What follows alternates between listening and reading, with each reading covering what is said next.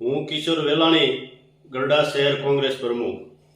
આજે ગઢડા નગરપાલિકાના પ્રમુખ અમને સમાચાર મળ્યા છે કે ગઢડા નગરપાલિકાના પ્રમુખે રાજીનામું આપ્યું છે.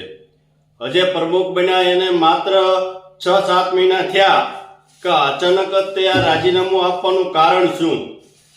કારણ કે અમે પહેલેથી કહેતા છીએ કે આ ભાજપની તાનાશાહી, ભાજપની અંદર જે એક શરૂ ઉકળતો હોય તેવું દેખાઈ રહ્યું છે. ભાજપની અંદર ખરેખર વિખવાદ ચરમસીમાએ છે અને જે ભાજપના આ તાનાશાહી જેવા શાસનની અંદર માત્ર ને માત્ર 6 થી 7 મહિનાની અંદર આ જે પ્રમુખ હતા, નગરપાલિકાના પ્રમુખ બન્યા, એને તાત્કાલિક અચાનક જ રાજીનામું આપી દીધું છે. આજે જ્યારે કેન્દ્રીય મંત્રી નીમુબેન બામણિયા ગઢડાની મુલાકાત લીધી હોય ને ગઢડા નગરપાલિકાના પ્રમુખ હિતેશ પટેલ જ્યારે રાજીનામું આપતા હોય ત્યારે આ ભાજપની અંદર વિખવાદ ચરમસીમાએ પહોંચ્યો છે.